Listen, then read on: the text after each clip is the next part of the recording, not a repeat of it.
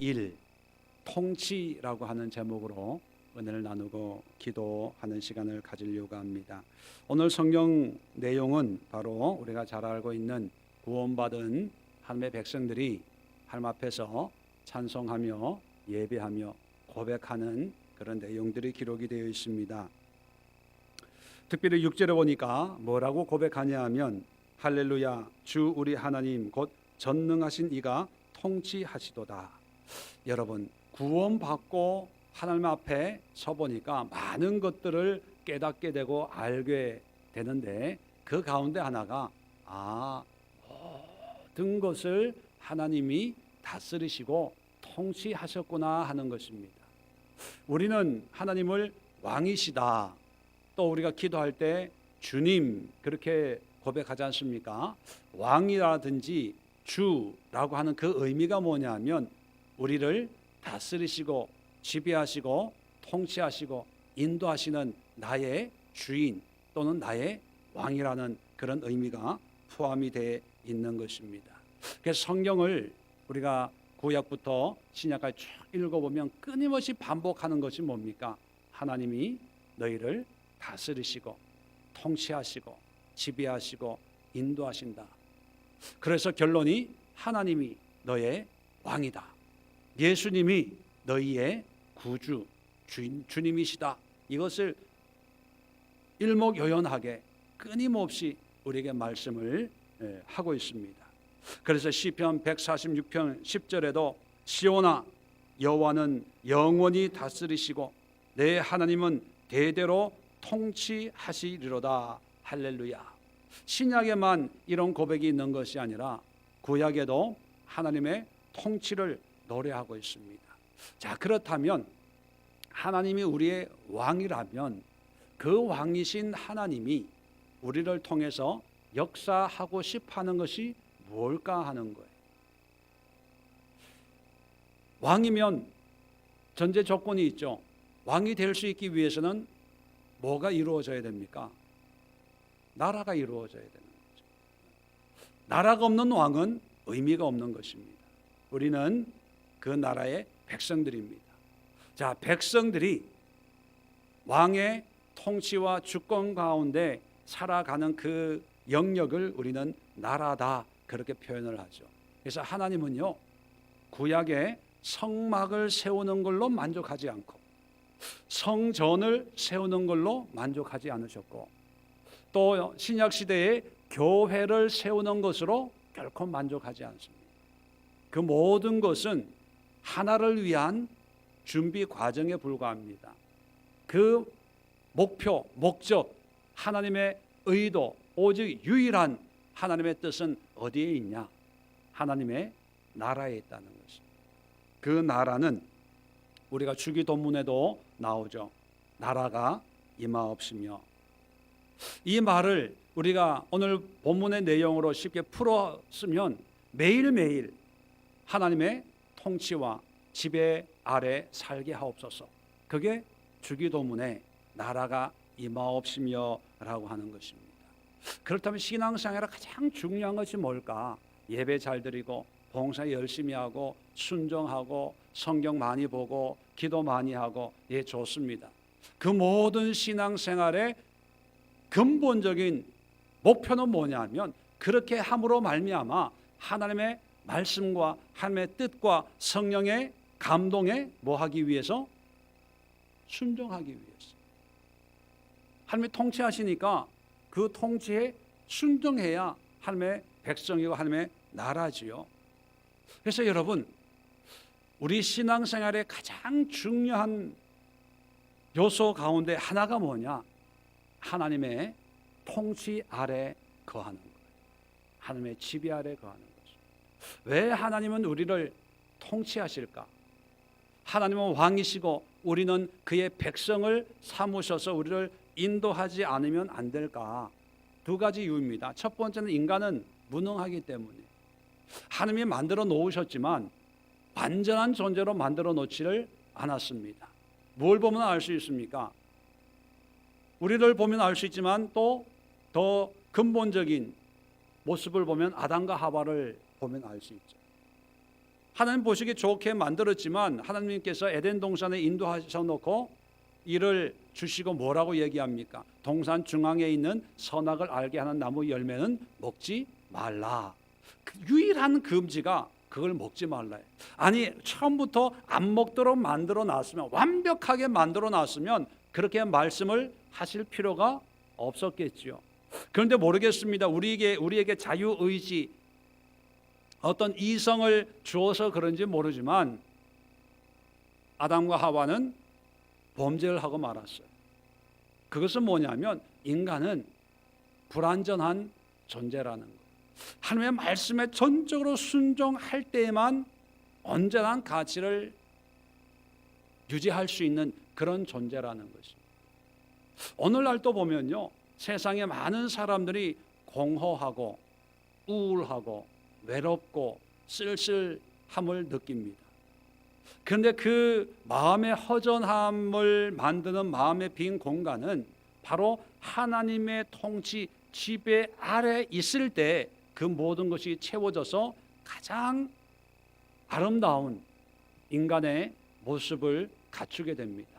그런데 그 하나님이 지배하시는, 통치하시는 하나님의 은혜로만 채워지는 공간을 하나님으로, 예수님으로 채우지 않고 물질로, 권세로, 능력으로, 또 외모로, 어떤 조건으로 채우려고 하니까 채워도 채워지지도 않고 결국은 허망한 인생을 살게 되는 것입니다.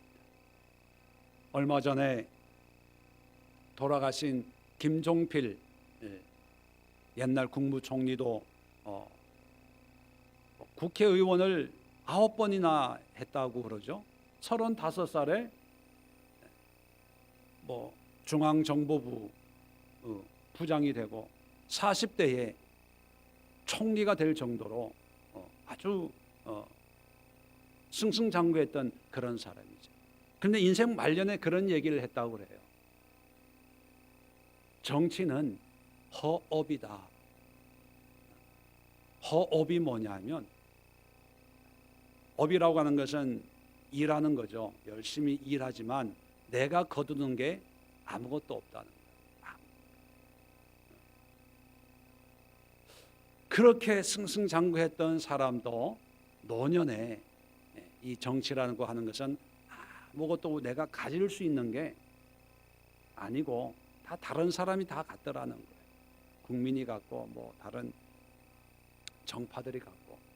여러분, 인간이라고 하는 그 존재는 그 존재 자체로는 아무리 똑똑하고 아무리 잘생겼고 아무리 아름답고 아무리 인기와 명예를 다 갖추고 있다고 해도 그 스스로는 무능한, 불완전한 그런 존재입니다. 그렇기 때문에 하나님께서 인도하셔야 됩니다. 하나님의 말씀에서 이거는 해라, 이거는 하지 마라, 이렇게 하라, 저건 저렇게 하라, 끊임없이 왕으로서 명령하고 인도하고 다스릴 때에 인간은 인간의 참된 모습을 유지할 수가 있습니다. 그래서 하나님이 우리의 왕이라고 하는 것은 하나님 혼자 왕놀이를 하고 싶어서 왕이 되신 게 아니라 우리를 위해서 왕이 되신 거예요. 왜냐하면 하나님만이 유일하게 완전한 분이기 때문입니다. 하나님의 하시는 일만이 가장 완벽한 결과를 우리에게 주기 때문입니다. 그래서 우리가 잘 알고 있는 시편 23편에 다윗은 1절부터 이렇게 노래합니다. 여호와는 목자시니 내게 부족함이 없으리로다. 하나님만이 나의 목자시고 하나님만이 나의 부족을 채울 수 있는 그런 분이다. 이런 고백이 우리에게 있어야 된다는 것입니다. 자, 그렇다면 결론적으로 하나님이 우리의 모든 삶을 다스리고 또 통치하시고 지배하시는 그런 영역을 만들어가고 싶어합니다. 그것이 바로 하나님의 나라예요. 이 교회라고 하는 것은 그러한 하나님의 나라를 우리가 가시적으로 경험하고 체험하는 어떤 신앙 공동체의 한 모습입니다. 하나님의 나라가 교회에만 임하는 것이 아니라 하나님의 나라는 우리의 가정에도 임해야 돼요. 하나님의 나라는 우리의 일터에도 임해야 됩니다. 또 하나님의 나라는 또 어디에 임해야 됩니까? 제일 중요한 우리의 마음, 우리의 생각에도 임해야 돼요. 우리가 기도하고 금식하고 말씀 보고 회개하는 이유는 뭐냐면 우리의 삶이 뭔가 좀 이렇게 신앙적으로 뭔가 보여주기 위한 그런 신앙적인 조식 행위가 아니라 그런 모든 과정을 통해서 궁극적으로는 하나님의 말씀, 하나님의 뜻, 하나님의 감동, 하나님의 인도하심에 순종하기 위함입니다. 모든 신앙생활의 유일한 목적과 의의는 하나님의 뜻에 순종합니다. 처음에는 내 생각으로 시작했다가 기도하고 말씀을 묵상하면서 하나님이 주시는 생각 가운데 이건 내 욕심이구나, 내려놔야지. 그럴 때 내 생각이 얼마나 좋고 아름답고 확실하고 분명하더라도 하나님의 뜻에 내려놓기 위해서 우리는 기도하고 금식하고 말씀을 묵상하고 예배드리는 것이죠. 성경을 우리 한 군데 찾아보도록 하겠습니다. 사도행전 1장 6절의 말씀을 우리 한번 살펴보면서 하나님의 나라를 세워나간다는 것은 우리에게 어떤 실천적인 의미를 주는지 함께 살펴보고 함께 기도하는 시간을 가지려고 합니다. 자, 사도행전 1장 6절. 자, 예수님이 승천하시기 전에 제자들과 예수님이 함께 모였습니다. 자, 그랬을 때 제자들이 6절에 예수님에게 이렇게 질문을 합니다. 주께서 이스라엘 나라를 회복하심이 이때입니까? 자, 제자들이 묻고 또 대답을 듣고 싶은 것은 이스라엘 나라의 회복이에요. 정치적인, 지금은 로마의 식민지 가운데 있거든요.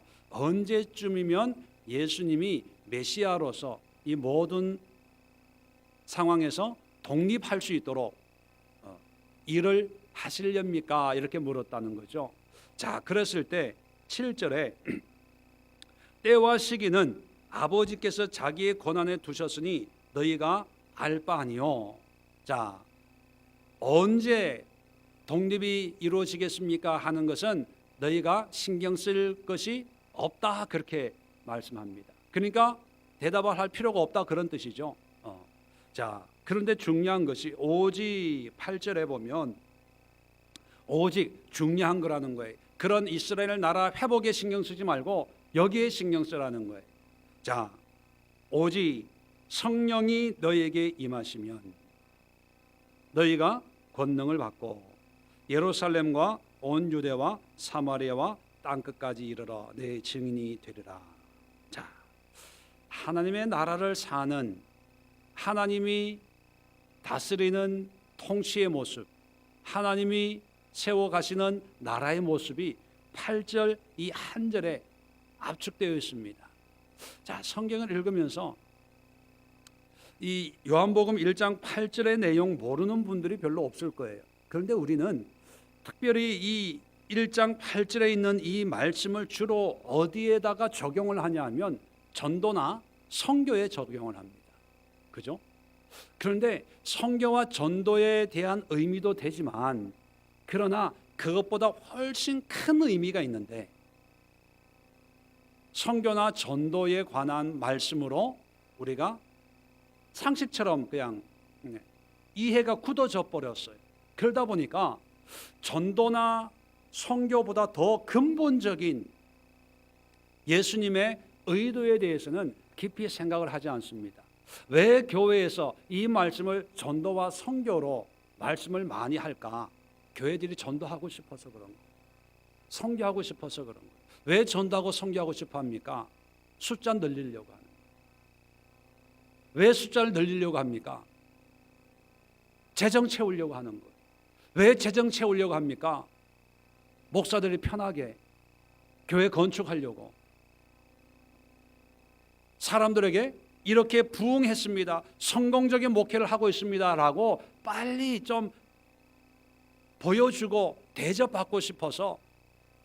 여러분, 선교와 전도에 관해서는 예수님이 하신 의도에 제가 생각할 때는 10분의 1밖에 안 되는 거예요.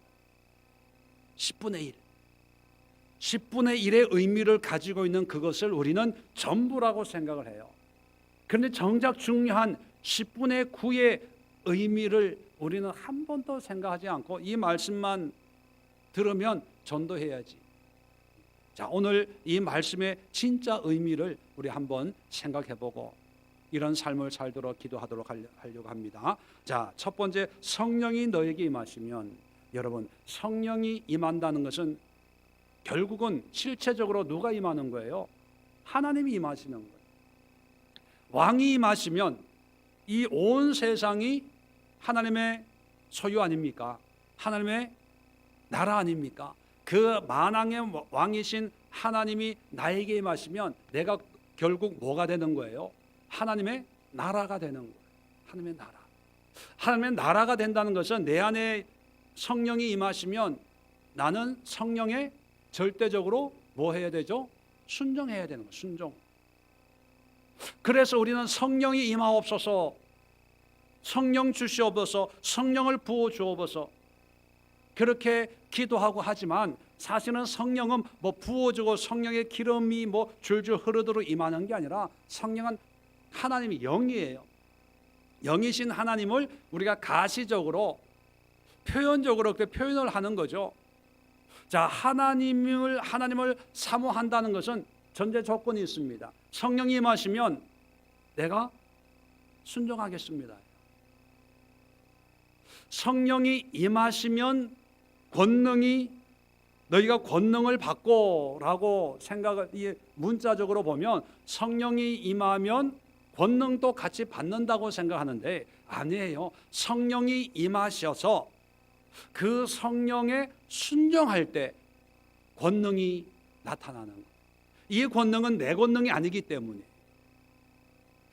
권능을 받고 하는 이 표현 때문에 내가 뭔가 권능을 받아가지고 내가 이 권능을 내 마음대로 사용할 수도 있다고 생각해서 여러 가지 은사적인 것, 뭐 방언, 통변, 능력, 뭐 이런 은사를 받고 싶어서 성령이 임하옵소서 이렇게 이런 개념으로 기도하는 분이 있어요. 그건 잘못된 거예요. 여러분, 내가 성령이 나에게 임하심으로 말미암아 내가 어떤 능력을 내가 따로 받는 게 아니고 내 안에 임하신 성령의 능력이 나를 통해서 나타나는 거예요. 무슨 얘기인지 아시겠어요? 그러니까 이 능력은 사실 내가 받는 게 아니고 성령이 나를 통해 역사하는 거예요. 방언도 성령이 내 입과 입술을 통해서 성령의 말하심을 따라서 내가 방언을 랄랄라 따따따 방언을 하는 거예요. 능력 행하는 것도 나에게 임하신 성령께서 나를 통해서 병 고치고 능력을 행하고 통변을 하고 여러 가지 영적인 은사적인 것을 행하는 거예요. 이건 내 것이 아니에요. 그런데 어떤 일부 몰지각한 사람들은 마치 내 것인 것처럼 생각하고 팔아먹어요.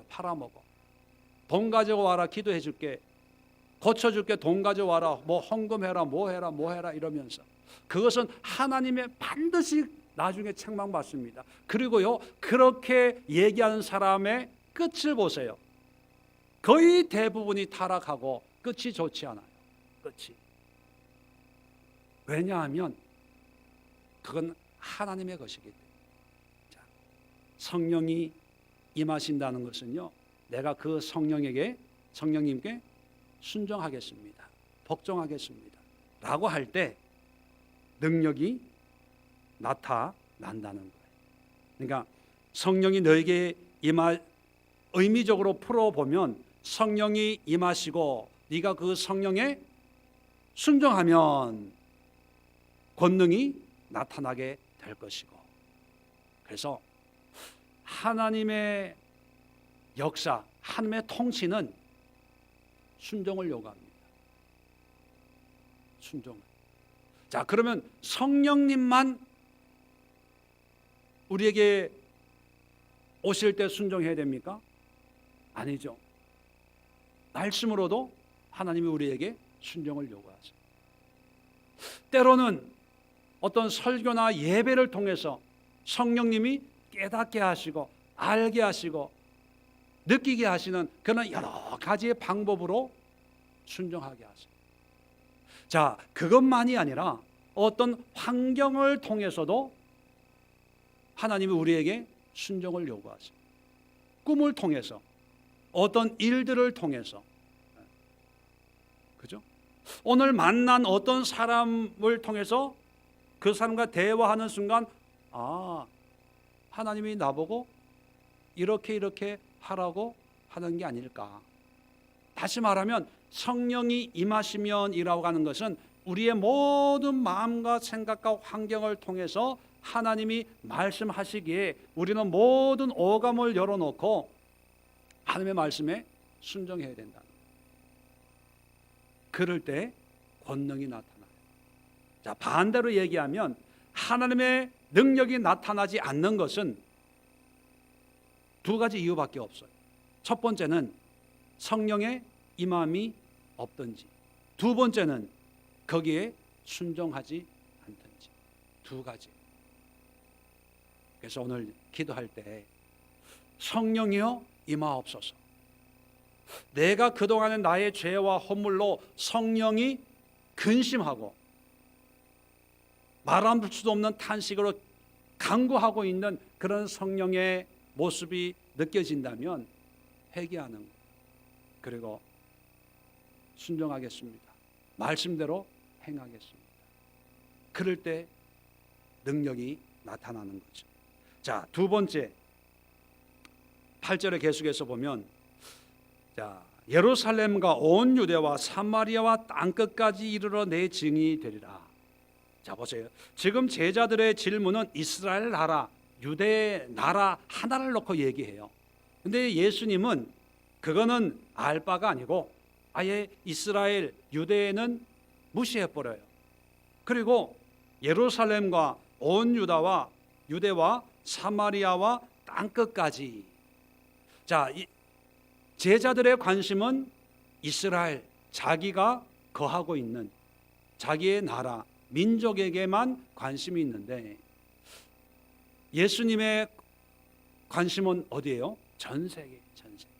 이게 무슨 뜻이냐면 하나님은 모든 나라를 하나님의 지배하시고 통치하시는 나라로 다스리기를 원한다.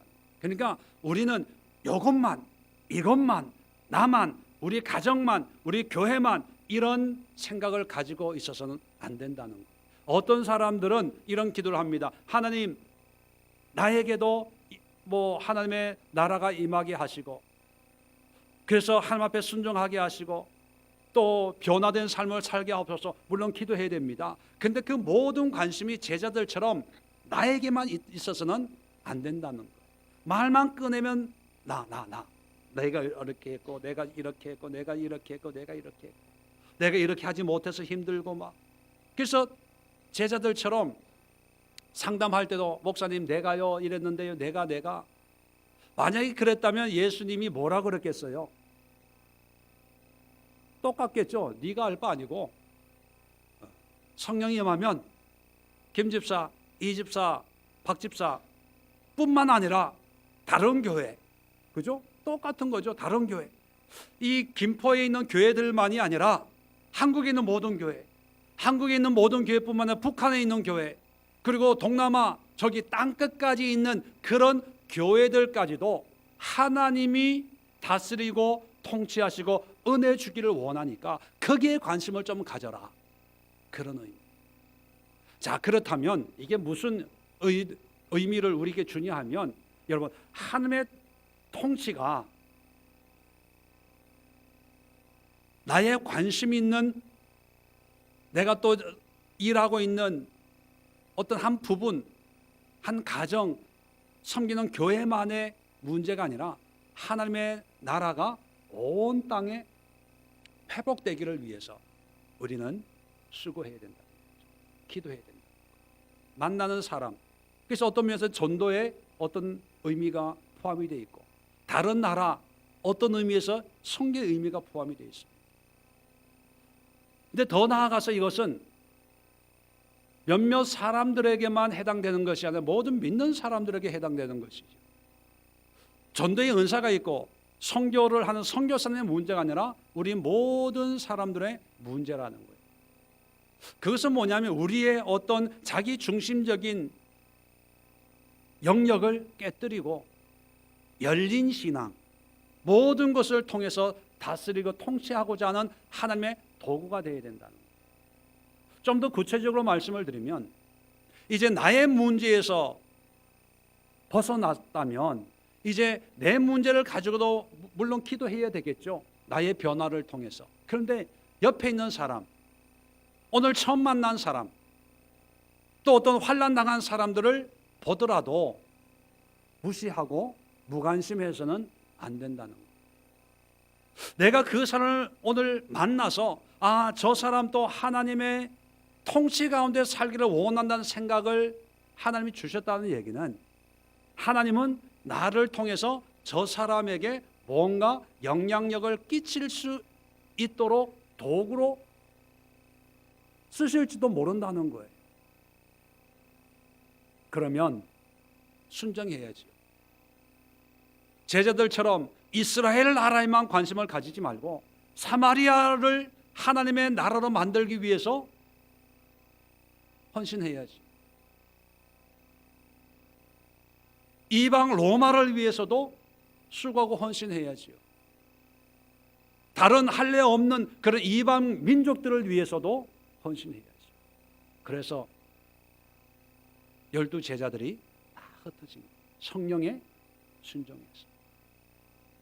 여기가 좋사오니 예루살렘 교회인데 예루살렘이 있어야지, 베들레헴이 있어야지, 나사렛에 있어야지, 예수님의 고향인데 그렇고 있지 않았다는 거예요. 흩어졌어. 성령의 순종했어. 그래서 여러분, 우리의 어떤 경계선을 무너뜨려야 돼요. 가장 큰 경계선이 뭐냐? 나의 나. 어떤 분이 교회 봉사하러 나왔어요. 그런데 그 모습을 보고 어떤 사람이 이렇게 얘기해요. 저 집사님은 오늘 나올 필요가 없는데 왜 나왔지? 올 필요도 없는데 왜 나와서 왜 저 일을 하지? 그렇게 얘기하는 그 사람의 생각은요, 내가 관련되어 있는 일, 나와 연결되어 있는 일, 내 구역 식구, 내 가족들과 해당되는 일, 이거 외에는 다 무관심한 사람이에요. 그 얘기를 듣고 얘기를 해줘야 되나 말아야 되나? 저건 아닌데. 그래서 자세히 보면요, 내가 관심 있는 일은 열심히 하고 잘하려고 그래요.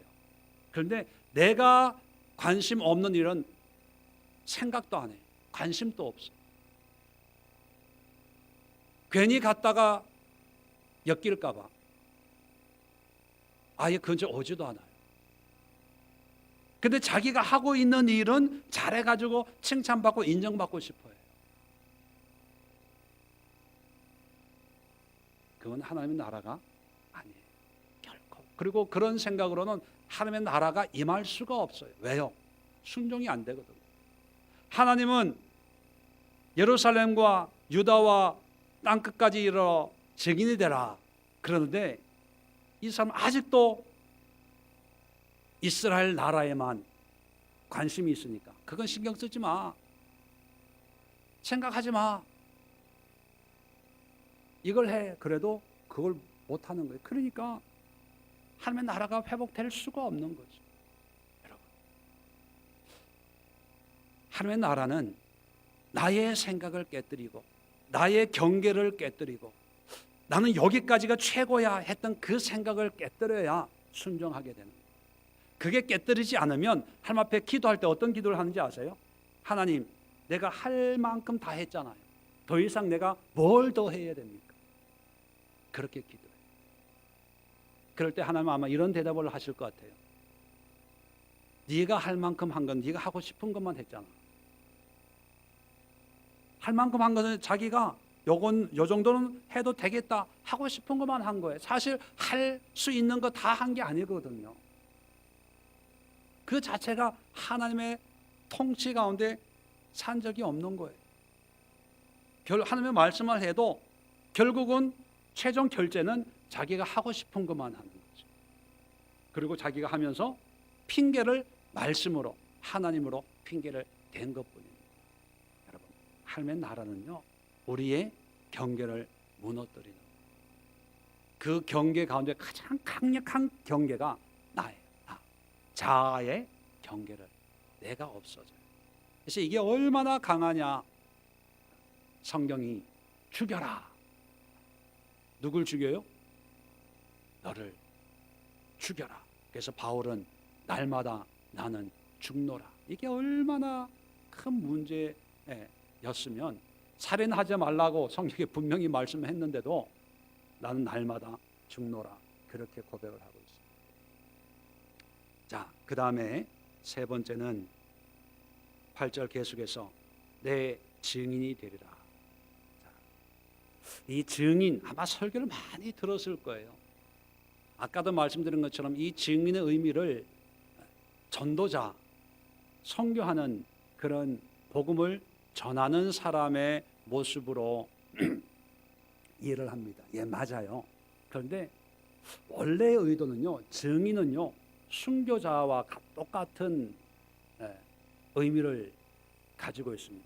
마르투레오라고 하는 헬라어에서 나왔는데, 마르투레오라는 단어에서 마르터, 순교자라는 말이 나온 거예요. 증인이 되라는 것은요, 순교의 의미를 담고 있습니다. 그것은 뭐냐면 복음을 전하는 것도 물론 포함이 돼요. 그런데 더 중요한 것은 뭐냐면 삶이에요. 말로만 하는 것이 아니라 삶의 삶.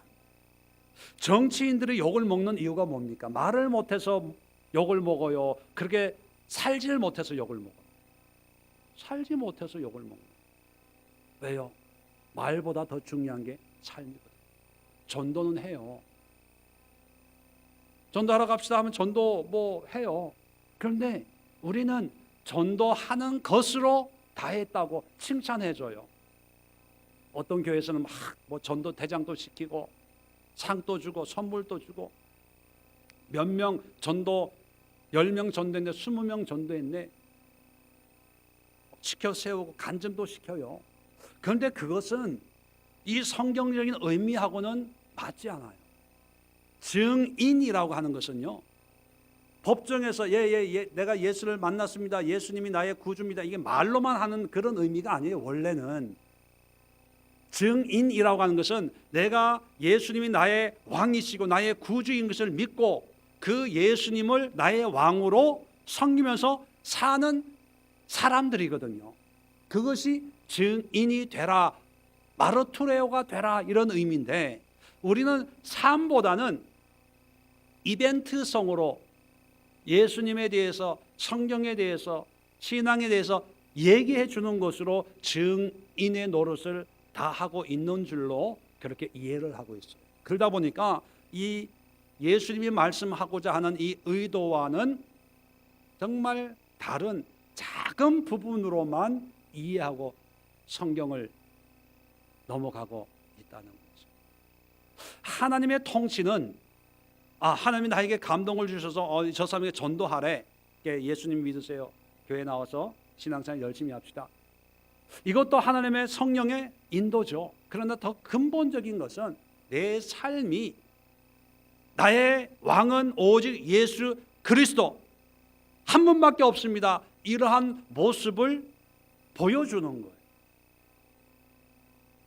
그것이 더 강한 원래의 의미인데, 한국말로 증인이라고 말씀 그 증인에 보면은 말씀 언이라고 하는 한물이 이렇게 들어가거든요.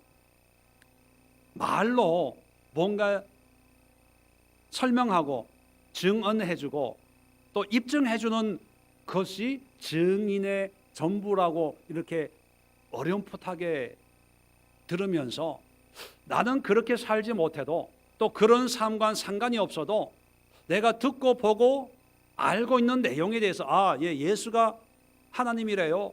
예수 믿으면 구원받는데요.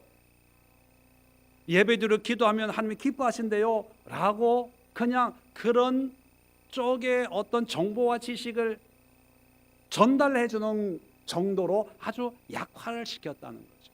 그러니까 어떤 사람들은요, 전도는 열심히 하는데 삶은 전혀. 큰 교회에 있을 때는요, 어떤 일까지 있었냐면 자기가 전도해 온 사람들을 자기가 실족시켜서 다 내보내요. 어떤 분들은요, 연초되면은 목사님, 자기가 전도한 사람을 자기 구역으로 이렇게 배정을 하거든요. 죄송한데요, 구역을 좀 옮겼으면 좋겠어요. 너무 힘들대. 참 열심인데 교회에서 전도하는 거 보면 앞장을 서요. 그런데 그 가까이 있다 보면 이게 바탕이 드러나는 거예요. 이것은 온전한 증인, 나아가서 온전한 하나님의 나라를 사는 하나님의 사람들의 모습이 아닙니다. 결론으로 정리를 하고 우리 한번 기도하는 시간을 가지려고 합니다. 여러분, 하나님은 우리를 통치하세요.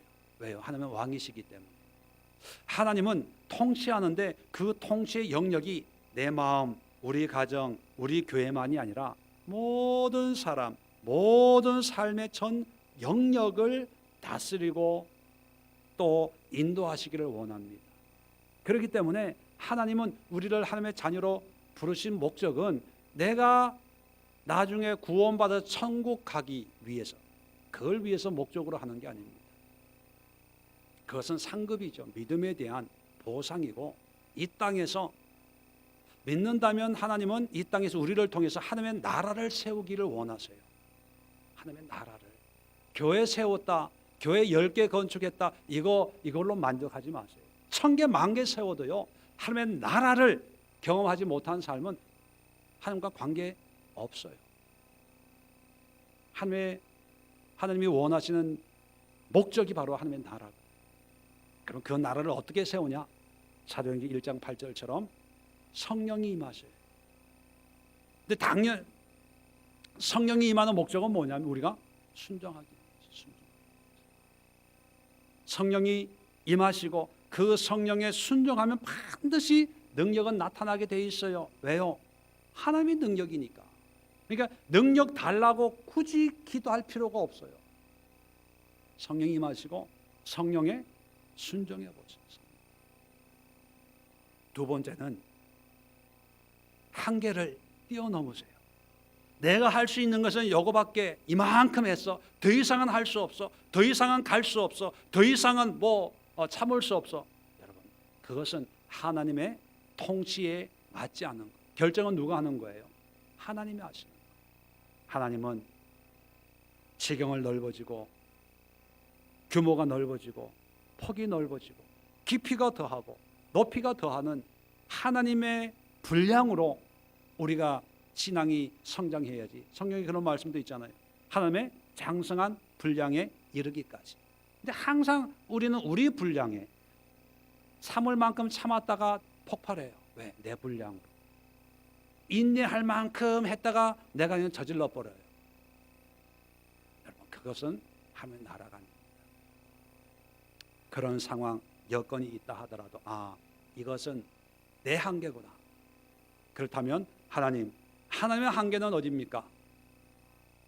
내가 참아야 될, 인내해야 될 그 한계는 예루살렘과 온 유대와 사마리아와 땅끝은 어디입니까? 하나님의 한계를 우리는 기도하고 또 도구가 될 준비를 하고 있어야 된다는 거죠. 자, 그런 준비를 하는 데 있어서 세 번째, 증인의 삶을 살아야 돼요. 뭐냐면